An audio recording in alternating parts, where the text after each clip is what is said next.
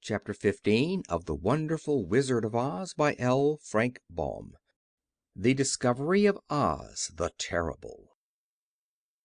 The four travelers walked up to the great gate of Emerald City and rang the bell. After ringing several times, it was opened by the same guardian of the gates they had met before.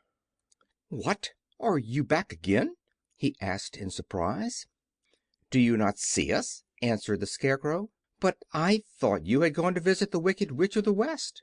"We did visit her," said the Scarecrow. "And she let you go again?" asked the man in wonder.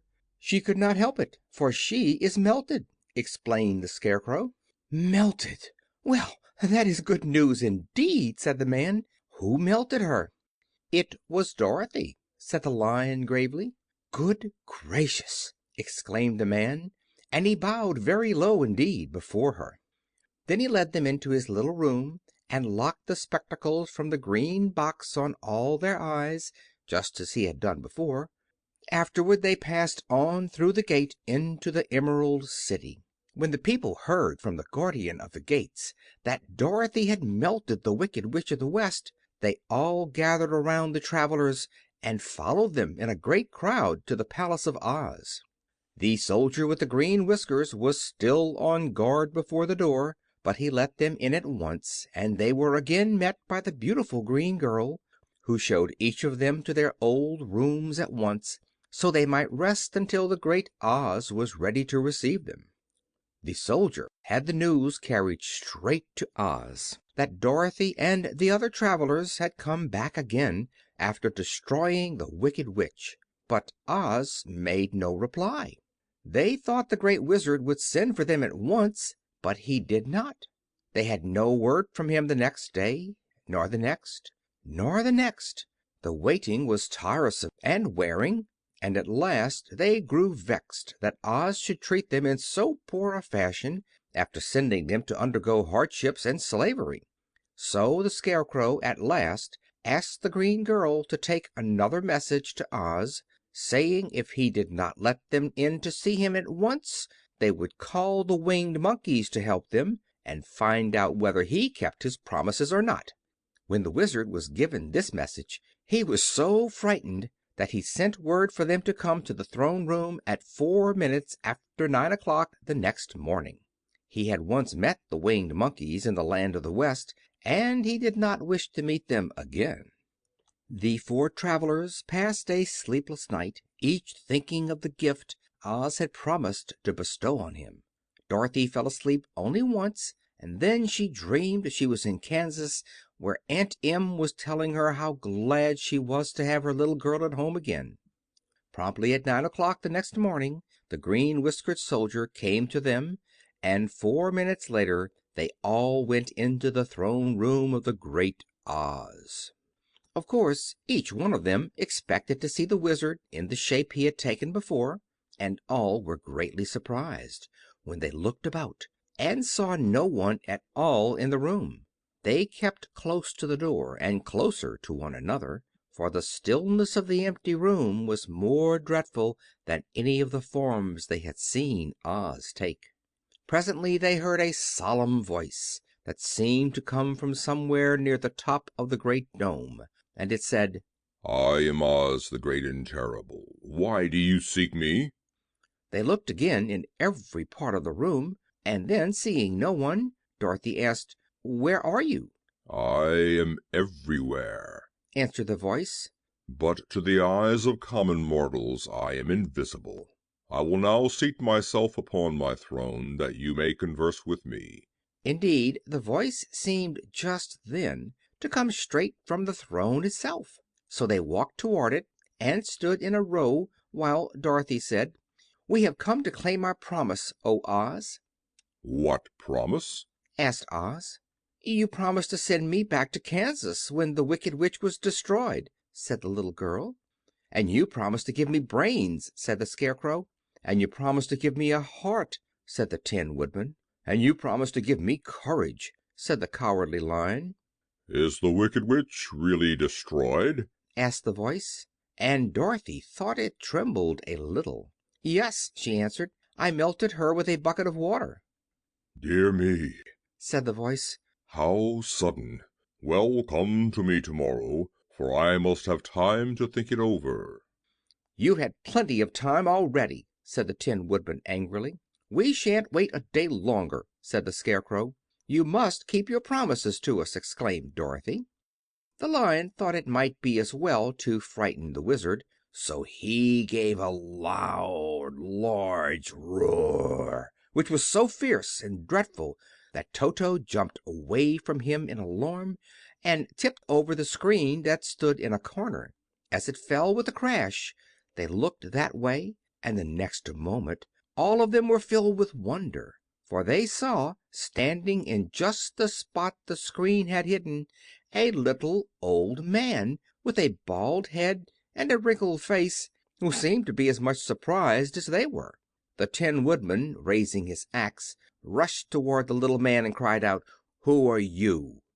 "I am Oz the Great and Terrible," said the little man in a trembling voice. "But don't strike me, please don't, and I'll do anything you want me to." Our friends looked at him in surprise and dismay. "I thought Oz was a great head," said Dorothy. "And I thought Oz was a lovely lady," said the Scarecrow. "And I thought Oz was a terrible beast," said the Tin Woodman. "And I thought Oz was a ball of fire," exclaimed the Lion. "No, you are all wrong," said the little man meekly. "I have been making believe." "Making believe!" cried Dorothy. "Are you not a great wizard?" "Hush, my dear," he said. "Don't speak so loud, or you will be overheard, and I should be ruined. I'm supposed to be a great wizard." "And aren't you?" she asked. "Not a bit of it, my dear. I'm just a common man." "You're more than that," said the Scarecrow in a grieved tone. "You're a humbug." "Exactly so," declared the little man, rubbing his hands together as if it pleased him. "I am a humbug." "But this is terrible," said the Tin Woodman. "How shall I ever get my heart?" "Or my courage?" asked the Lion. "Or my brains?" wailed the Scarecrow, wiping the tears from his eyes with his coat sleeve.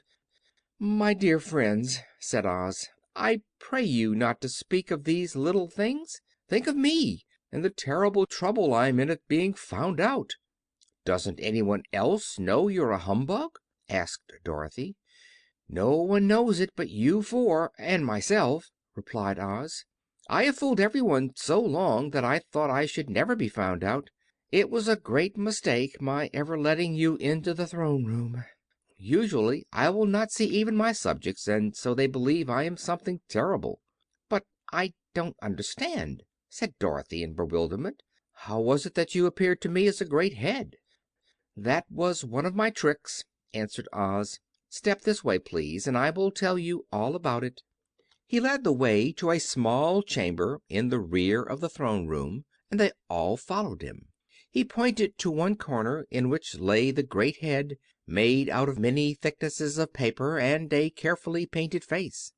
"This I hung from the ceiling by a wire," said Oz. "I stood behind the screen and pulled a thread to make the eyes move and the mouth open." "But how about the voice?" she inquired. "Oh, I am a ventriloquist," said the little man. "I can throw the sound of my voice wherever I wish, so that you thought it was coming out of the head. Here are the other things I used to deceive you." He showed the Scarecrow the dress and the mask he had worn when he seemed to be the lovely lady, and the Tin Woodman saw that his terrible beast was nothing but a lot of skins sewn together, with slats to keep their sides out. As for the ball of fire, the false Wizard had hung that also from the ceiling. It was really a ball of cotton, but when oil was poured upon it the ball burned fiercely.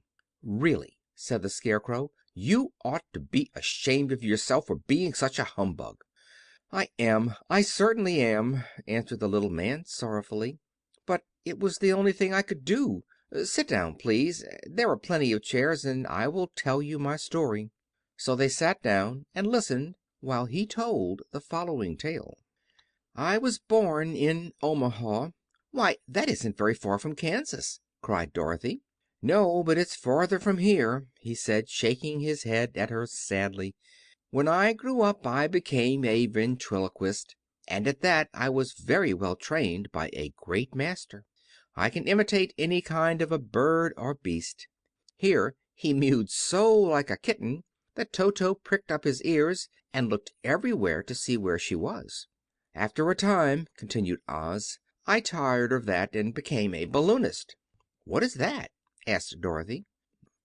"A man who goes up in a balloon on circus day so as to draw a crowd of people together and get them to pay to see the circus." "Oh," she said, "I know. Well, one day I went up in a balloon, and the ropes got twisted so that I couldn't come down again. It went way up above the clouds, so far that a current of air struck it and carried it many, many miles away. For a day and a night I traveled through the air, and on the morning of the second day I awoke and found the balloon floating over a strange and beautiful country. It came down gradually, and I was not hurt a bit, but I found myself in the midst of a strange people who, seeing me come down from the clouds, thought I was a great wizard. Of course I let them think so, because they were afraid of me, and promised to do anything I wished them to. Just to amuse myself and keep the good people busy, I ordered them to build this city and my palace, and they did it all willingly and well. Then I thought, as the country was so green and beautiful, I would call it the Emerald City. And to make the name fit better, I put green spectacles on all the people so that everything they saw was green."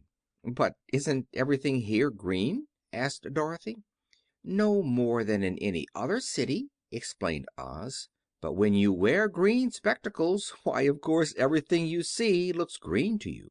The Emerald City was built a great many years ago, for I was a young man when the balloon brought me here, and I am a very old man now. But my people have worn green glasses on their eyes so long that most of them think it really is an Emerald City.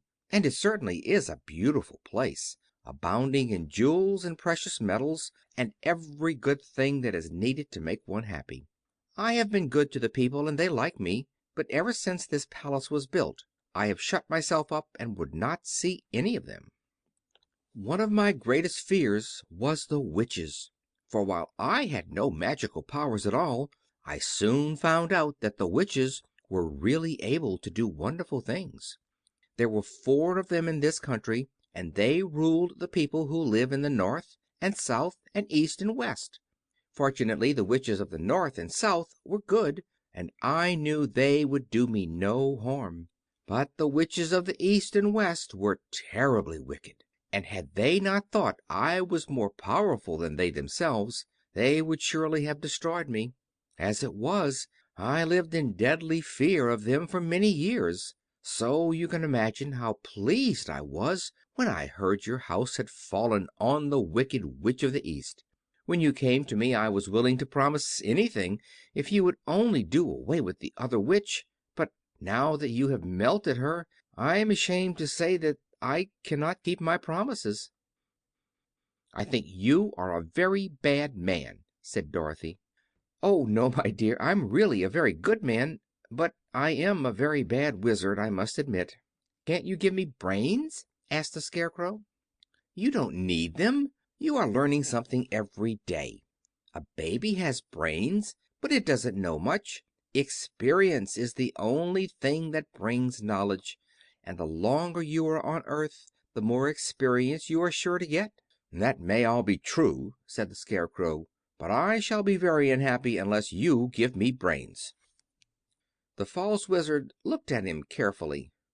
"Well," he said with a sigh, "I'm not much of a magician, as I said, but if you will come to me tomorrow morning I will stuff your head with brains. I cannot tell you how to use them, however. You must find that out for yourself."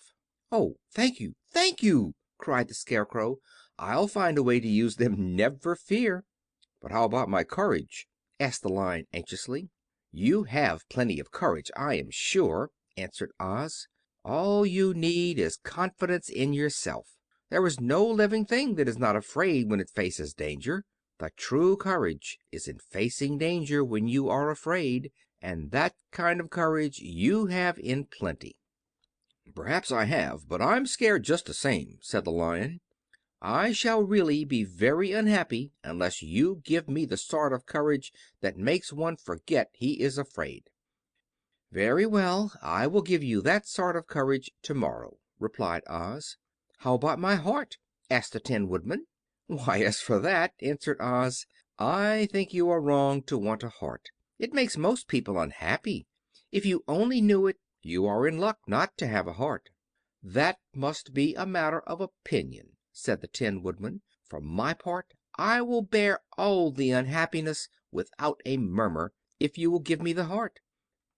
"Very well," answered Oz meekly. "Come to me tomorrow, and you shall have a heart. I have played Wizard for so many years that I may as well continue the part a little longer." "And now," said Dorothy, "how am I to get back to Kansas?" "We'll have to think about that," replied the little man. "Give me 2 or 3 days to consider the matter, and I'll try to find a way to carry you over the desert. In the meantime, you shall all be treated as my guests, and while you live in the palace my people will wait upon you and obey your slightest wish. There is only one thing I ask in return for my help, such as it is. You must keep my secret and tell no one I am a humbug."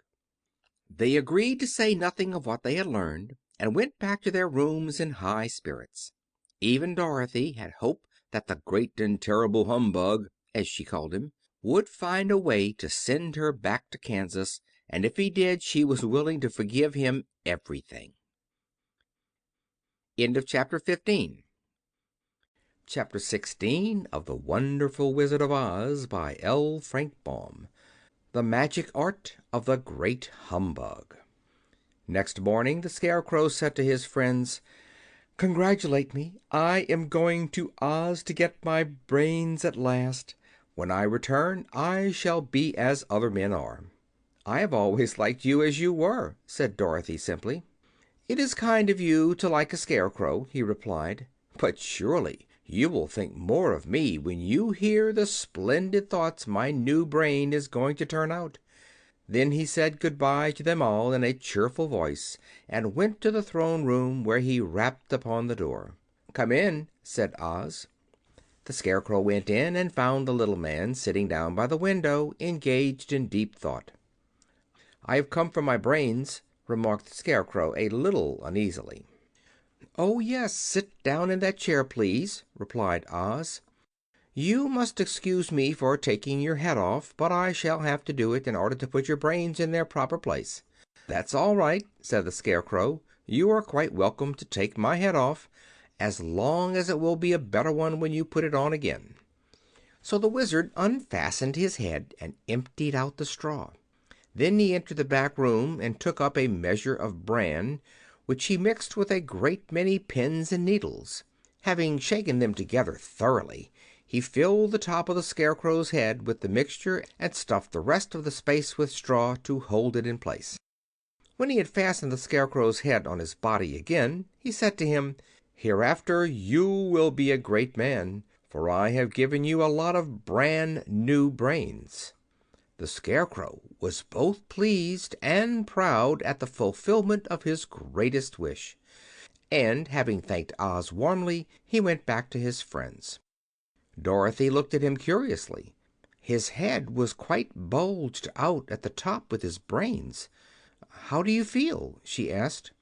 "I feel wise indeed," he answered earnestly. "When I get used to my brains I shall know everything." "Why are those needles and pins sticking out of your head?" asked the Tin Woodman. "That is proof that he is sharp," remarked the Lion. "Well, I must go to Oz and get my heart," said the Woodman. So he walked to the throne room and knocked at the door. "Come in," called Oz, and the Woodman entered and said, "I have come for my heart." "Very well," answered the little man, "but I shall have to cut a hole in your breast so I can put your heart in the right place. I hope it won't hurt you." "Oh, no," answered the Woodman. "I shall not feel it at all." So Oz brought a pair of tinsmith's shears and cut a small square hole in the left side of the Tin Woodman's breast. Then, going to a chest of drawers, he took out a pretty heart made entirely of silk and stuffed with sawdust. "Isn't it a beauty?" he asked. "It is indeed," replied the Woodman, who was greatly pleased. "But is it a kind heart?" "Oh, very," answered Oz. He put the heart in the Woodman's breast, and then replaced the square of tin, soldering it neatly together where it had been cut. "There," he said; "now you have a heart that any man might be proud of. I'm sorry I had to put a patch on your breast, but it really couldn't be helped." "Never mind the patch," exclaimed the happy Woodman. "I'm very grateful to you, and shall never forget your kindness." "Don't speak of it," replied Oz. Then the Tin Woodman went back to his friends, who wished him every joy on account of his good fortune.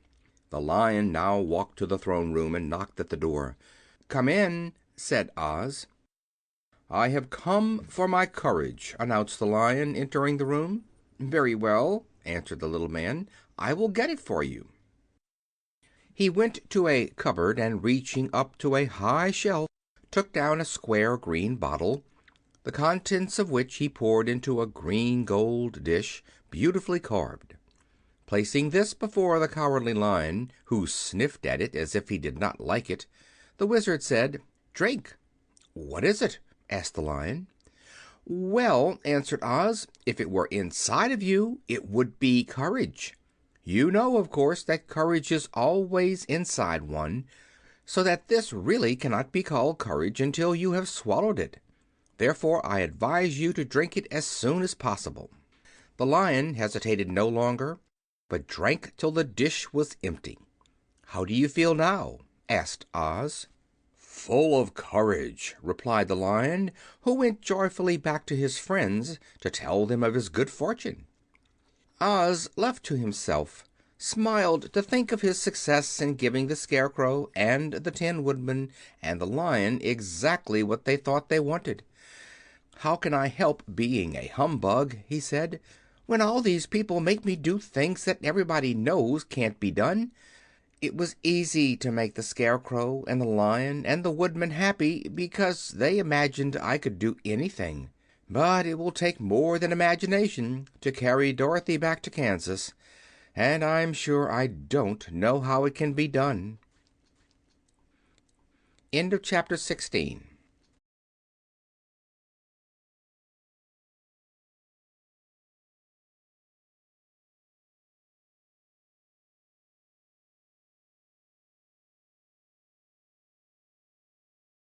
Chapter 17 of The Wonderful Wizard of Oz by L. Frank Baum.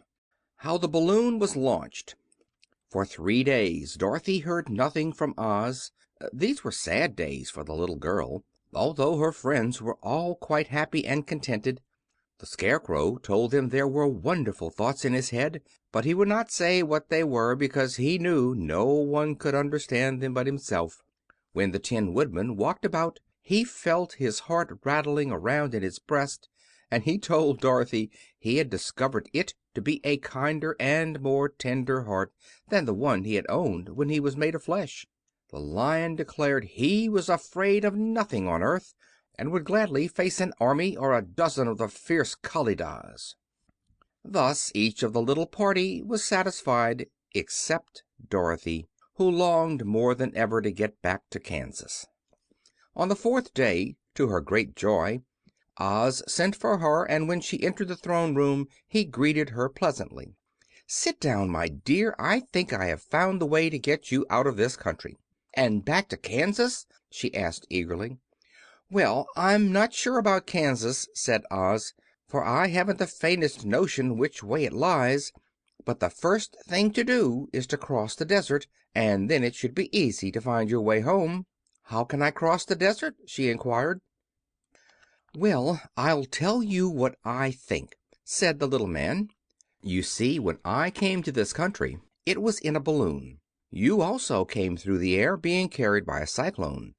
So I believe the best way to get across the desert will be through the air.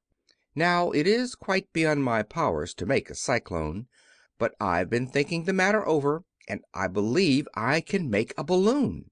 "How?" asked Dorothy. "A balloon," said Oz, "is made of silk, which is coated with glue to keep the gas in. I have plenty of silk in the palace, so it will be no trouble to make the balloon. But in all this country there is no gas to fill the balloon with to make it float." "If it won't float," remarked Dorothy, "it will be of no use to us." "True," answered Oz, "but there is another way to make it float, which is to fill it with hot air. Hot air isn't as good as gas, for if the air should get cold the balloon would come down in the desert and we should be lost." "We!" exclaimed the girl. "Are you going with me?" "Yes, of course," replied Oz. "I am tired of being such a humbug. If I should go out of this palace my people would soon discover I am not a Wizard, and then they would be vexed with me for having deceived them. So I have to stay shut up in these rooms all day, and it gets tiresome. I'd much rather go back to Kansas with you and be in a circus again." "I shall be glad to have your company," said Dorothy. "Thank you," he answered.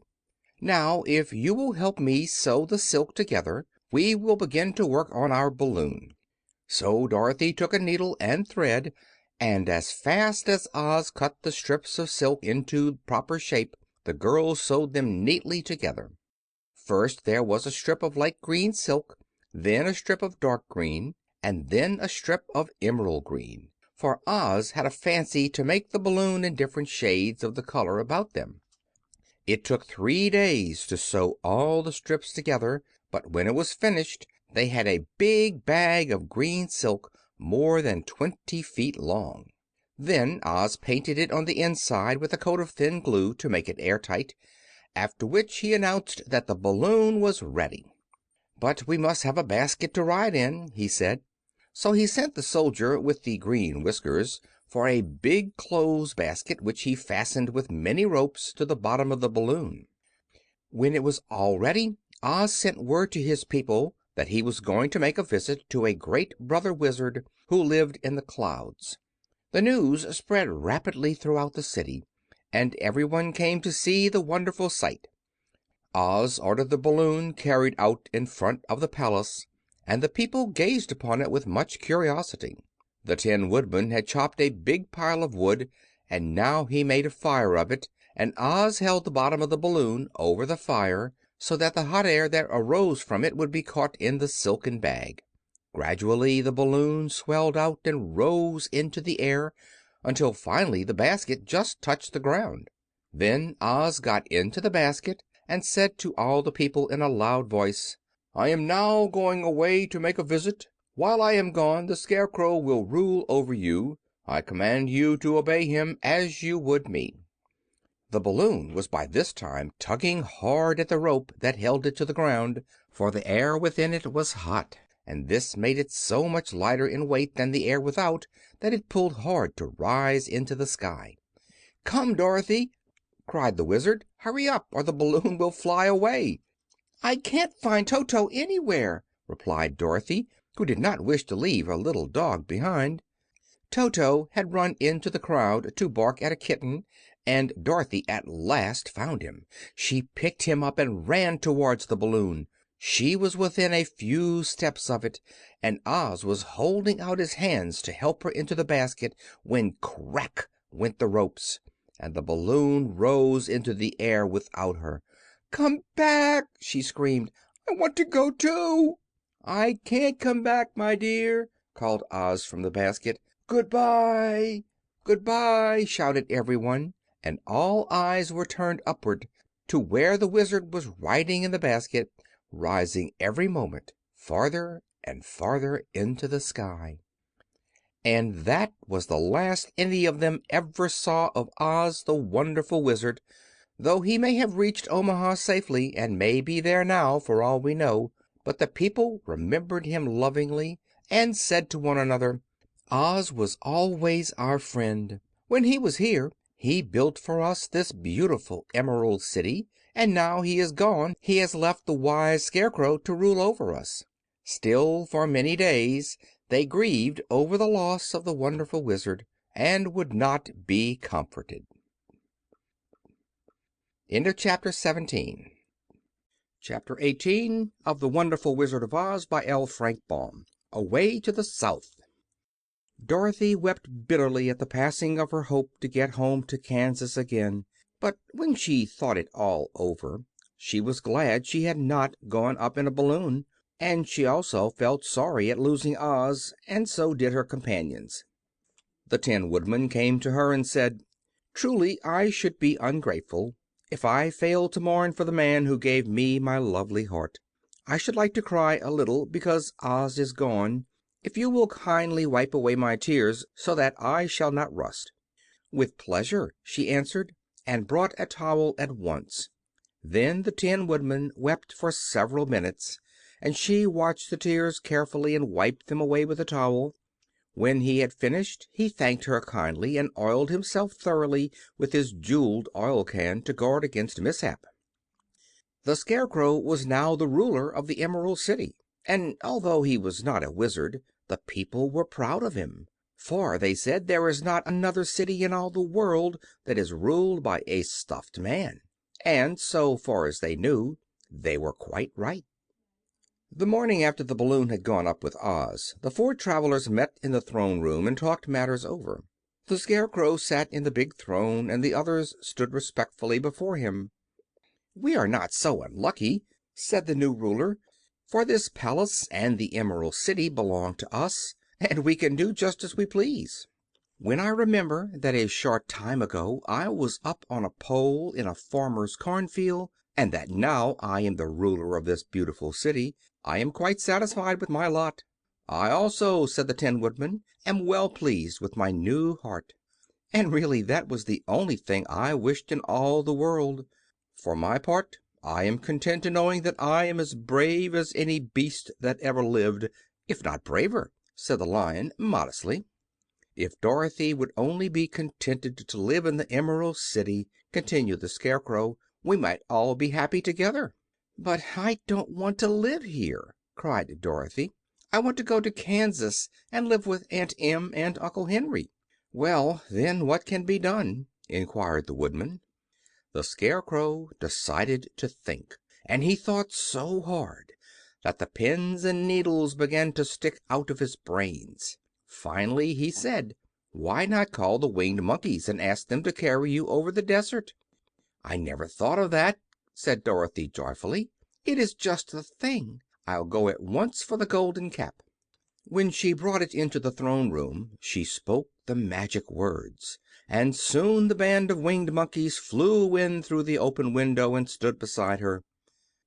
"This is the second time you have called us," said the Monkey King, bowing before the little girl. "What do you wish?" "I want you to fly with me to Kansas," said Dorothy. But the Monkey King shook his head.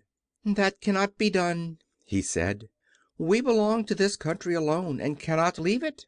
There has never been a Winged Monkey in Kansas yet, and I suppose there never will be, for they don't belong there. We shall be glad to serve you in any way in our power, but we cannot cross the desert. Goodbye." And with another bow the Monkey King spread his wings and flew away through the window, followed by all his band. Dorothy was ready to cry with disappointment. "I have wasted the charm of the Golden Cap to no purpose," she said, "for the Winged Monkeys cannot help me." "It is certainly too bad," said the tender-hearted Woodman.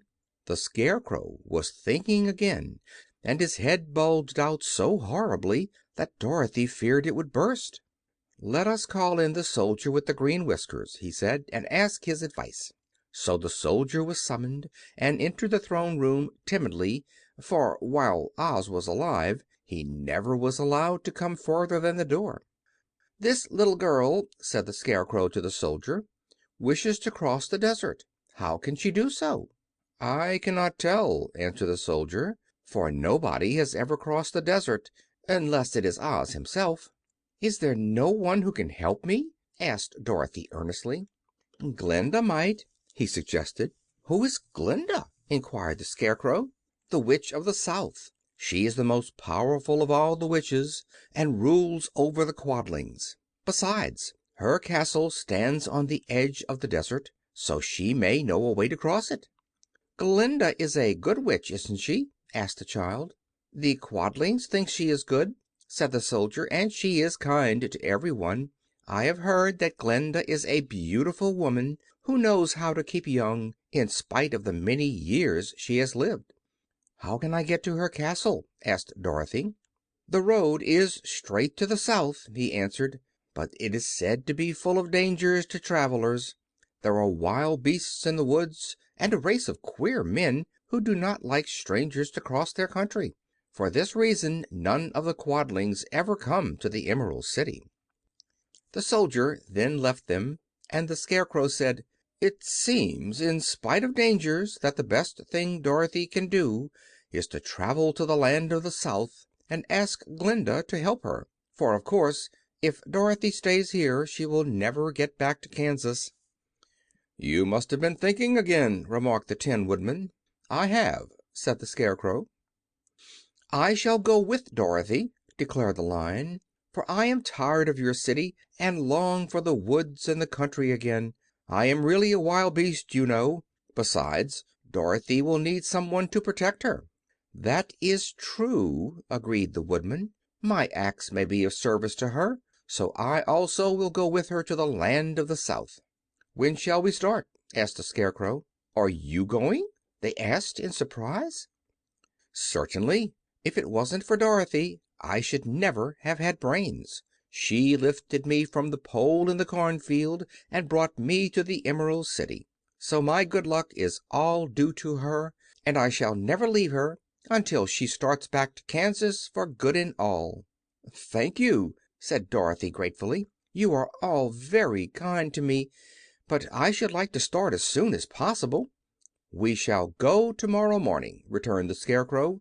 "So now let us all get ready, for it will be a long journey." Chapter 18.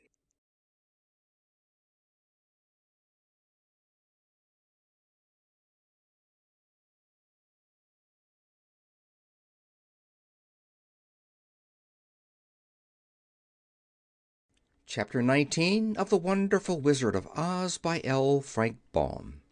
Attacked by the Fighting Trees. The next morning Dorothy kissed the pretty green girl good bye, and they all shook hands with the soldier with the green whiskers, who had walked with them as far as the gate. When the Guardian of the Gate saw them again he wondered greatly that they could leave the beautiful city to get into new trouble, but he at once unlocked their spectacles, which he put back into the green box, and gave them many good wishes to carry with them. "You are now our ruler," he said to the Scarecrow, "so you must come back to us as soon as possible." "I certainly shall, if I am able," the Scarecrow replied; "but I must help Dorothy to get home first." As Dorothy bade the good-natured Guardian a last farewell, she said, "I have been very kindly treated in your lovely city, and everyone has been good to me. I cannot tell you how grateful I am." "Don't try, my dear," he answered. "We should like to keep you with us, but if it is your wish to return to Kansas, I hope you will find a way." He then opened the gate of the outer wall, and they walked forth and started upon their journey. The sun shone brightly as our friends turned their faces toward the land of the South. They were all in the best of spirits and laughed and chatted together. Dorothy was once more filled with the hope of getting home, and the Scarecrow and the Tin Woodman were glad to be of use to her. As for the Lion, he sniffed the fresh air with delight and whisked his tail from side to side in pure joy at being in the country again, while Toto ran around them and chased the moths and butterflies, barking merrily all the time. "City life does not agree with me at all," remarked the Lion, as they walked along at a brisk pace. "I have lost much flesh since I lived there, and now I am anxious for a chance to show the other beasts how courageous I have grown." They now turned and took a last look at the Emerald City. All they could see was a mass of towers and steeples behind the green walls, and high up above everything the spires and dome of the Palace of Oz.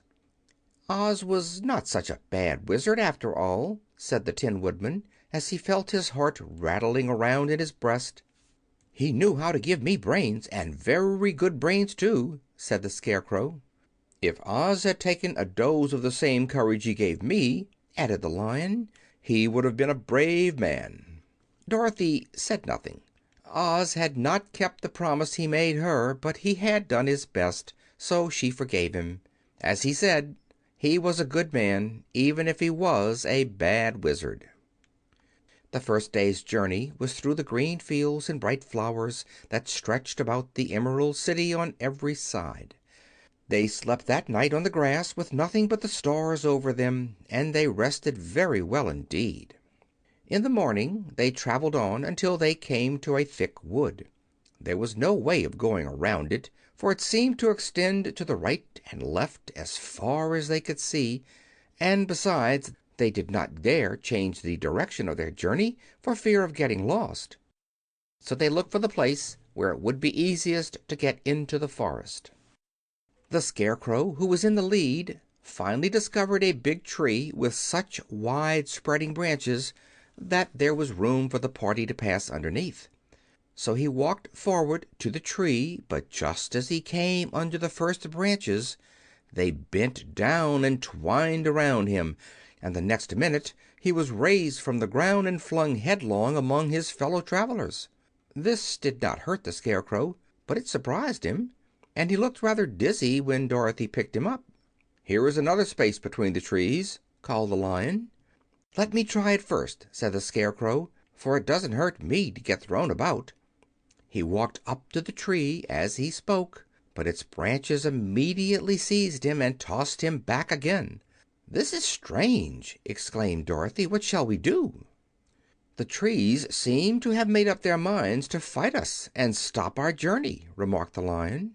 "I believe I will try it myself," said the Woodman, and shouldering his axe he marched up to the first tree that had handled the Scarecrow so roughly. When a big branch bent down to seize him, the Woodman chopped at it so fiercely that he cut it in two. At once the tree began shaking all its branches as if in pain, and the Tin Woodman passed safely under it. "Come on!" he shouted to the others. "Be quick!" They all ran forward and passed under the tree without injury, except Toto, who was caught by a small branch and shaken until he howled. But the Woodman promptly chopped off the branch and set the little dog free. The other trees of the forest did nothing to keep them back, so they made up their mind that only the first row of trees could bend down their branches, and that probably these were the policemen of the forest, and given this wonderful power in order to keep strangers out of it. The four travelers walked with ease through the trees until they came to the farther edge of the wood. Then, to their surprise, they found before them a high wall which seemed to be made of white china. It was smooth, like the surface of a dish, and higher than their heads. "What shall we do now?" asked Dorothy. "I will make a ladder," said the Tin Woodman, "for we certainly must climb over the wall."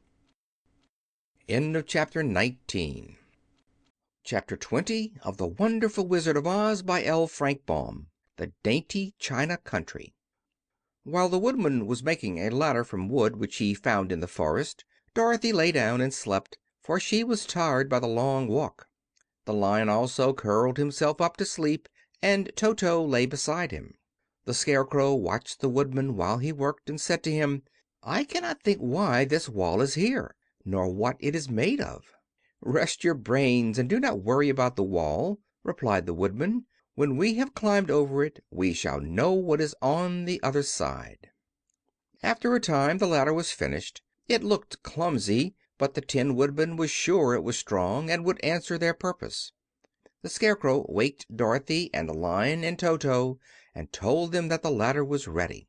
The Scarecrow climbed up the ladder first, but he was so awkward that Dorothy had to follow close behind and keep him from falling off. When he got his head over the top of the wall, the Scarecrow said, "Oh, my!" "Go on!" exclaimed Dorothy. So the Scarecrow climbed farther up and sat down on the top of the wall, and Dorothy put her head over and cried, "Oh, my!" just as the Scarecrow had done. Then Toto came up, and immediately began to bark, but Dorothy made him be still. The Lion climbed the ladder next, and the Tin Woodman came last, but both of them cried, "Oh, my!" as soon as they looked over the wall. When they were all sitting in a row on the top of the wall, they looked down and saw a strange sight. Before them was a great stretch of country, having a floor as smooth and shining and white as the bottom of a big platter. Scattered around were many houses made entirely of china and painted in the brightest colors. These houses were quite small, the biggest of them reaching only as high as Dorothy's waist. There were also pretty little barns, with china fences around them, and many cows and sheep and horses and pigs and chickens, all made of china, were standing about in groups. But the strangest of all were the people who lived in this queer country.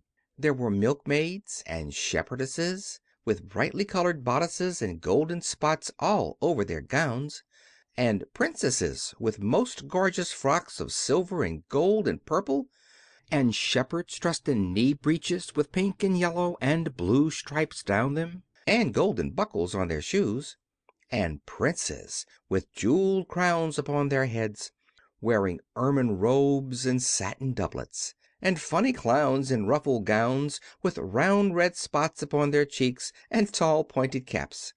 And, strangest of all, these people were all made of china, even to their clothes, and were so small that the tallest of them was no higher than Dorothy's knee.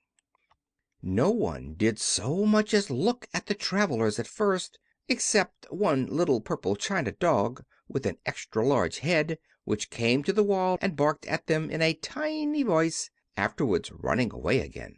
"How shall we get down?" asked Dorothy. They found the ladder so heavy they could not pull it up, so the Scarecrow fell off the wall, and the others jumped down upon him so that the hard floor would not hurt their feet. Of course they took pains not to light on his head and get the pins in their feet. When all were safely down they picked up the Scarecrow, whose body was quite flattened out, and patted his straw into shape again. "We must cross this strange place in order to get to the other side," said Dorothy, "for it would be unwise for us to go any other way except due south." They began walking through the country of the china people, and the first thing they came to was a china milkmaid milking a china cow. As they drew near, the cow suddenly gave a kick and kicked over the stool, the pail, and even the milkmaid herself, and all fell on the china ground with a great clatter. Dorothy was shocked to see that the cow had broken her leg off, and that the pail was lying in several small pieces, while the poor milkmaid had a nick in her left elbow. "There!" cried the milkmaid angrily. "See what you have done. My cow has broken her leg, and I must take her to the mender shop and have it glued on again. What do you mean by coming here and frightening my cow?" "I'm very sorry," returned Dorothy. "Please forgive us." But the pretty milkmaid was much too vexed to make an answer. She picked up the leg sulkily and led her cow away, the poor animal limping on 3 legs. As she left them, the milkmaid cast many reproachful glances over her shoulder at the clumsy strangers, holding her nicked elbow close to her side. Dorothy was quite grieved at this mishap. "We must be very careful here," said the kind-hearted Woodman, "or we may hurt these pretty little people so they will never get over it." A little farther on Dorothy met a most beautifully dressed young Princess, who stopped short as she saw the strangers and started to run away. Dorothy wanted to see more of the Princess, so she ran after her, but the china girl cried out, "Don't chase me! Don't chase me!" She had such a frightened little voice that Dorothy stopped and said, "Why not?" "Because," answered the Princess, also stopping a safe distance away, "if I run I may fall down and break myself." "But could you not be mended?" asked the girl. "Oh, yes, but one is never so pretty after being mended, you know," replied the Princess. "I suppose not," said Dorothy. "Now there is Mr. Joker, one of our clowns," continued the china lady, "who is always trying to stand upon his head. He has broken himself so often that he is mended in 100 places and doesn't look at all pretty. Here he comes now, so you can see for yourself." Indeed, a jolly little clown came walking toward them, and Dorothy could see that in spite of his pretty clothes of red and yellow and green, he was completely covered with cracks, running every which way and showing plainly that he had been mended in many places. The clown put his hands in his pockets, and after puffing out his cheeks and nodding his head at them saucily, he said, "My lady fair, why do you stare at poor old Mr. Joker? You're quite as stiff and prim as if you'd eaten up a poker." "Be quiet, sir," said the Princess. "Can't you see these are strangers and should be treated with respect?" "Well, that's respect, I expect," declared the clown, and immediately stood upon his head. "Don't mind Mr. Joker," said the Princess to Dorothy. "He is considerably cracked in his head, and that makes him foolish." "Oh, I don't mind him a bit," said Dorothy. "But you are so beautiful," she continued, "that I am sure I could love you dearly. Won't you let me carry you back to Kansas and stand you on Aunt Em's mantel? I could carry you in my basket." "That would make me very unhappy," answered the China Princess.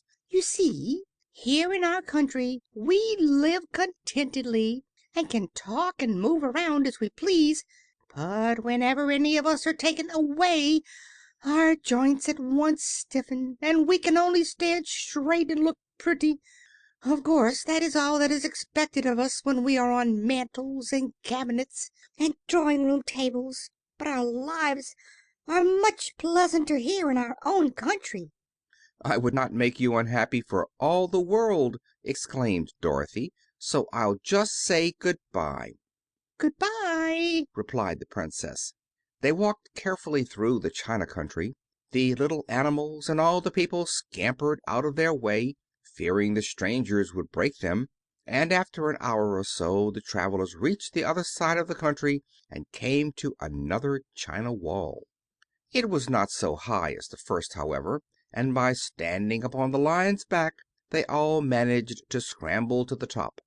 Then the Lion gathered his legs under him and jumped on the wall, but just as he jumped he upset a china church with his tail and smashed it all to pieces. "That was too bad," said Dorothy, "but really I think we were lucky in not doing these little people more harm than breaking a cow's leg and a church. They are all so brittle." "They are, indeed," said the Scarecrow, "and I am thankful I am made of straw and cannot be easily damaged. There are worse things in the world than being a scarecrow." End of chapter 20.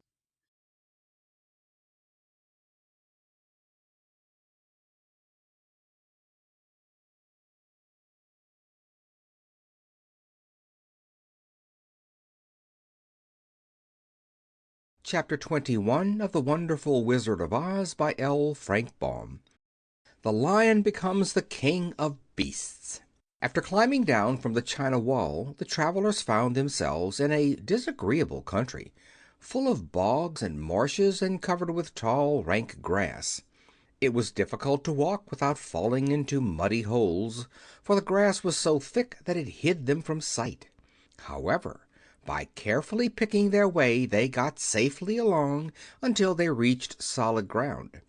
But here the country seemed wilder than ever, and after a long and tiresome walk through the underbrush they entered another forest, where the trees were bigger and older than any they had ever seen. "This forest is perfectly delightful," declared the Lion, looking around him with joy. "Never have I seen a more beautiful place." "It seems gloomy," said the Scarecrow. "Not a bit of it," answered the Lion. "I should like to live here all my life. See how soft the dried leaves are under your feet, and how rich and green the moss is that clings to these old trees. Surely no wild beast could wish a pleasanter home." "Perhaps there are wild beasts in the forest now," said Dorothy. "I suppose there are," returned the Lion, "but I do not see any of them about." They walked through the forest until it became too dark to go any farther. Dorothy and Toto and the Lion lay down to sleep, while the Woodman and the Scarecrow kept watch over them as usual. When morning came, they started again. Before they had gone far, they heard a low rumble, as of the growling of many wild animals. Toto whimpered a little, but none of the others was frightened, and they kept along the well-trodden path until they came to an opening in the wood, in which were gathered hundreds of beasts of every variety.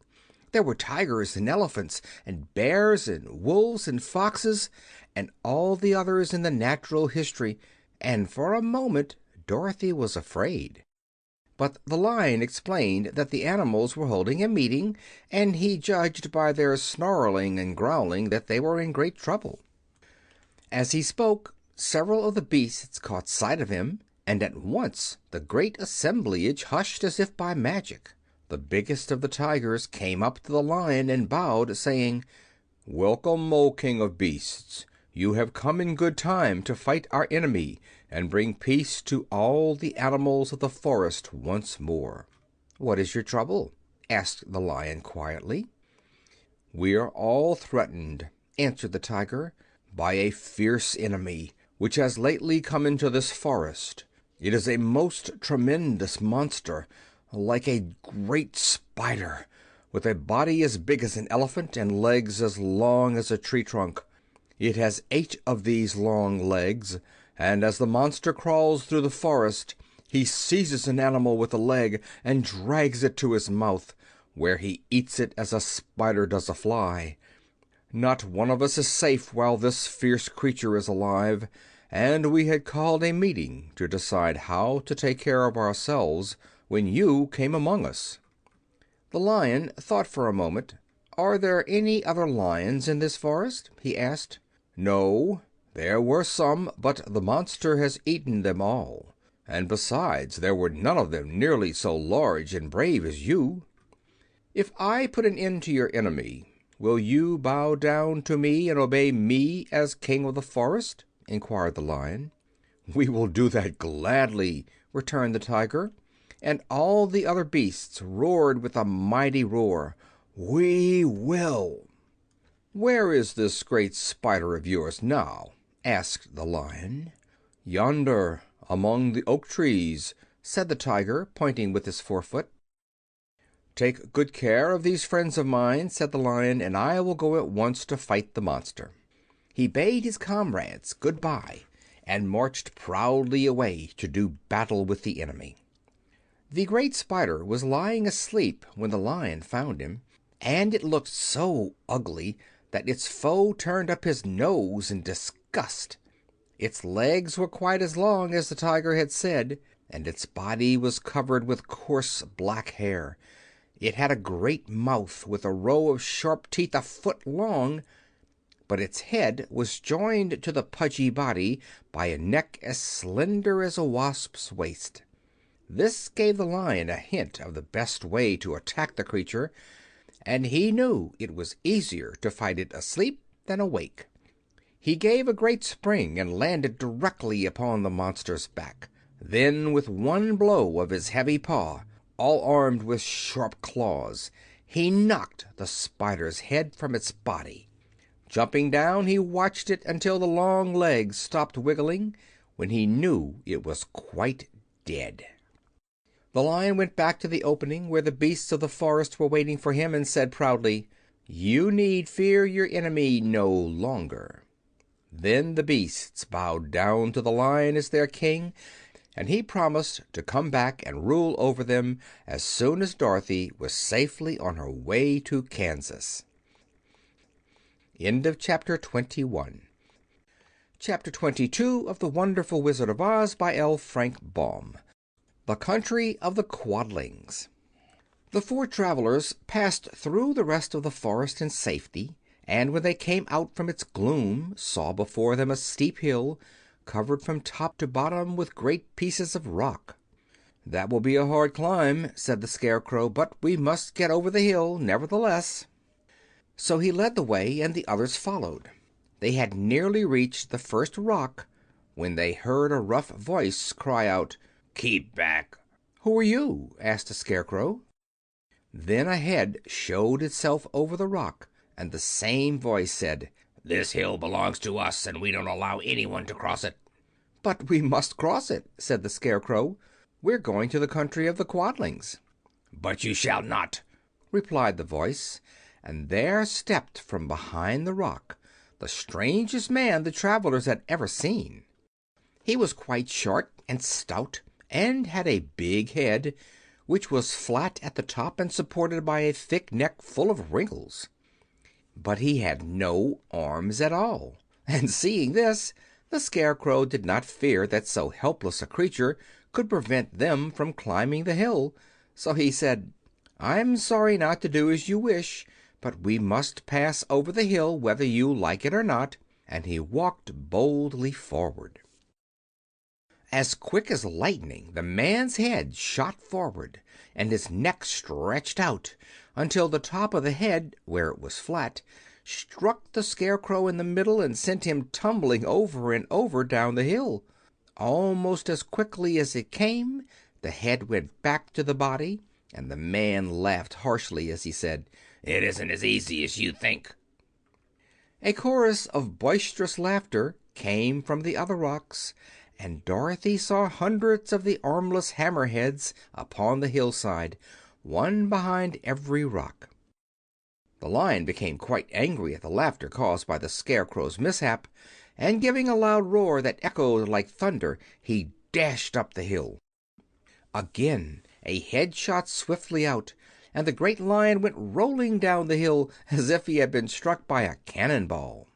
Dorothy ran down and helped the Scarecrow to his feet, and the Lion came up to her feeling rather bruised and sore, and said, "It is useless to fight people with shooting heads. No one can withstand them." "What then can we do?" she asked.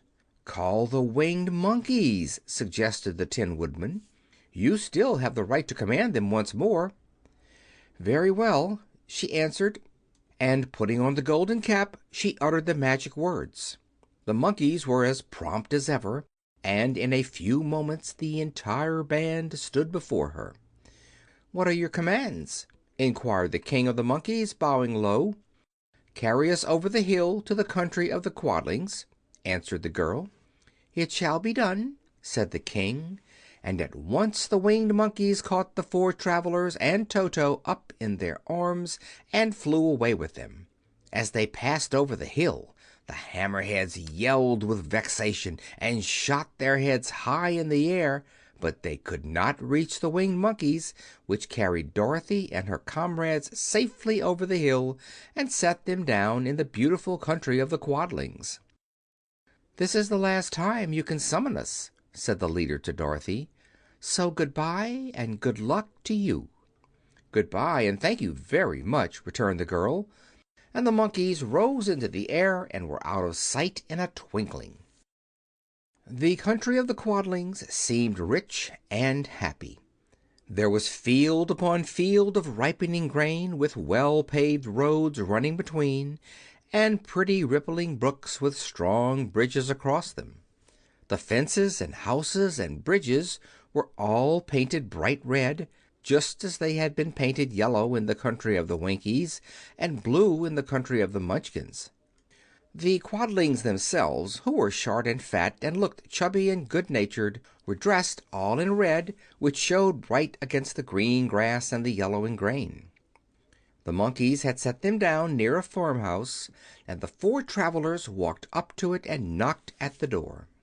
It was opened by the farmer's wife, and when Dorothy asked for something to eat, the woman gave them all a good dinner, with 3 kinds of cake and 4 kinds of cookies, and a bowl of milk for Toto. "How far is it to the castle of Glinda?" asked the child.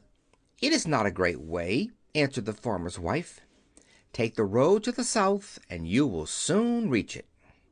Thanking the good woman, they started afresh and walked by the fields and across the pretty bridges until they saw before them a very beautiful castle. Before the gates were 3 young girls, dressed in handsome red uniforms trimmed with gold braid, and as Dorothy approached, one of them said to her, "Why have you come to the South Country?" "To see the good witch who rules here," she answered. "Will you take me to her?" Let me have your name, and I will ask Glinda if she will receive you." They told who they were, and the girl soldier went into the castle. After a few moments she came back to say that Dorothy and the others were to be admitted at once. End of chapter 22.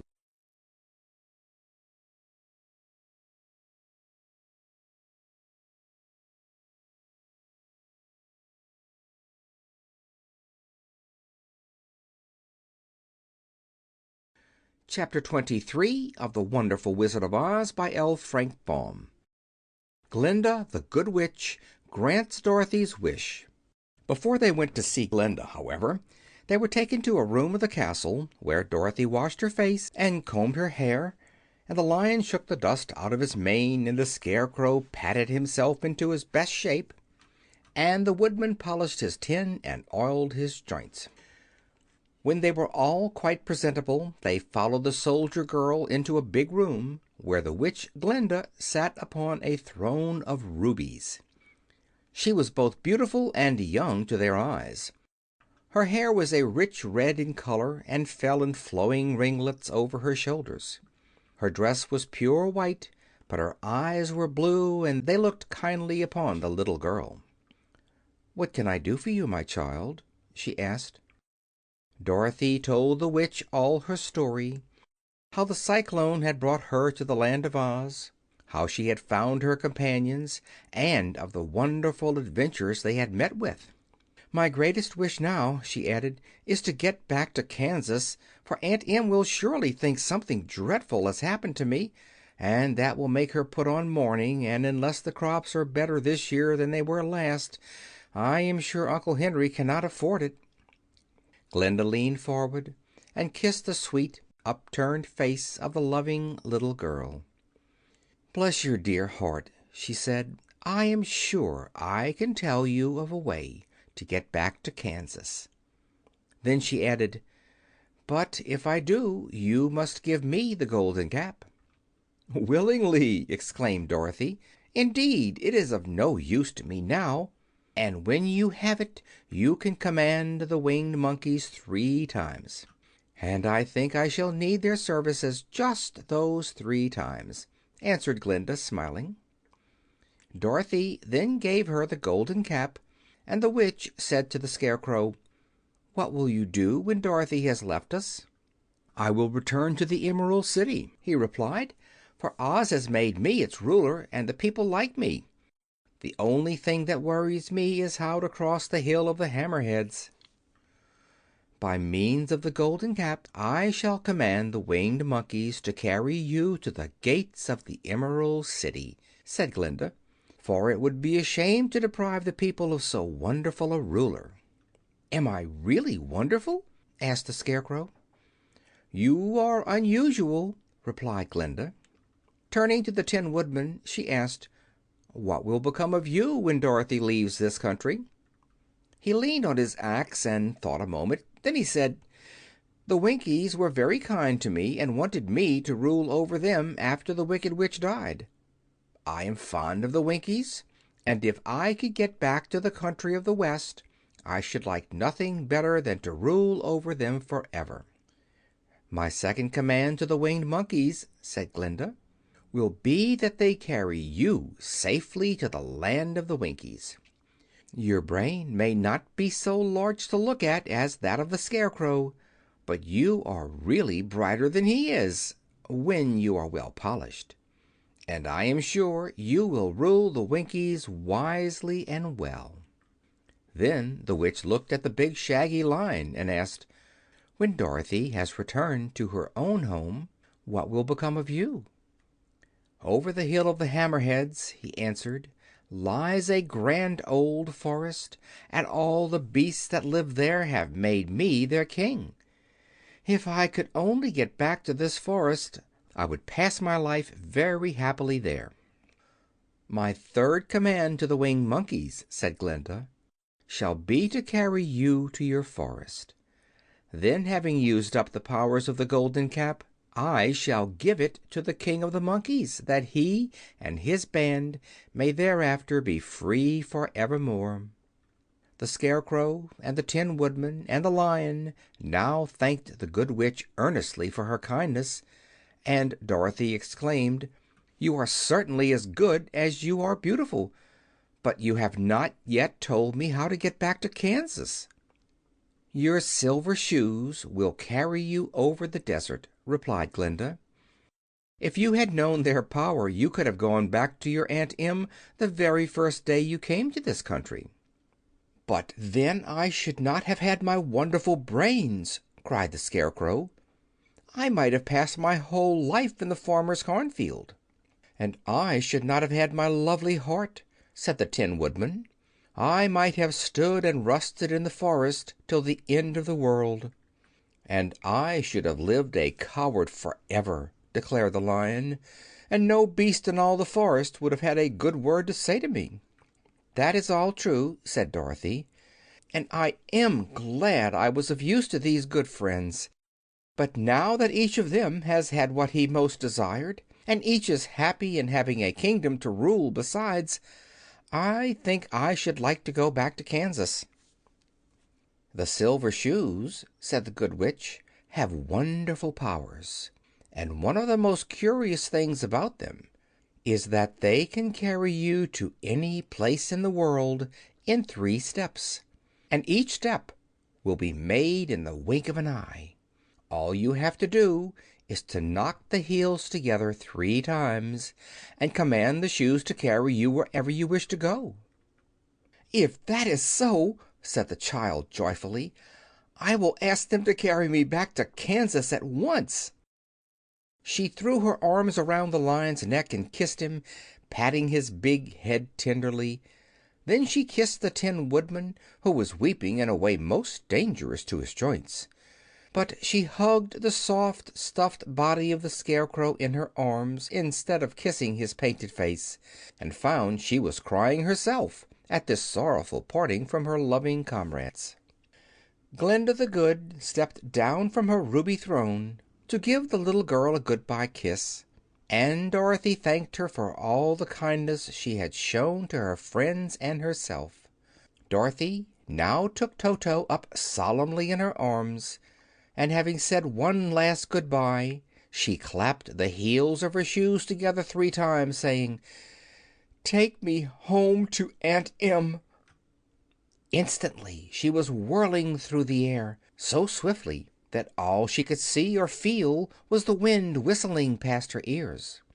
The Silver Shoes took but 3 steps, and then she stopped so suddenly that she rolled over upon the grass several times before she knew where she was. At length, however, she sat up and looked about her. "Good gracious!" she cried. For she was sitting on the broad Kansas prairie, and just before her was the new farmhouse Uncle Henry built after the cyclone had carried away the old one. Uncle Henry was milking the cows in the barnyard, and Toto had jumped out of her arms and was running toward the barn, barking furiously. Dorothy stood up and found she was in her stocking feet, for the Silver Shoes had fallen off in her flight through the air and were lost forever in the desert. End of Chapter 23. Chapter 24. Home Again. Aunt Em had just come out of the house to water the cabbages when she looked up and saw Dorothy running toward her. "My darling child!" she cried, folding the little girl in her arms and covering her face with kisses. "Where in the world did you come from?" "From the Land of Oz," said Dorothy gravely. "And here is Toto, too. And oh, Aunt Em, I'm so glad to be home again." End of Chapter 24. End of The Wonderful Wizard of Oz by L. Frank Baum.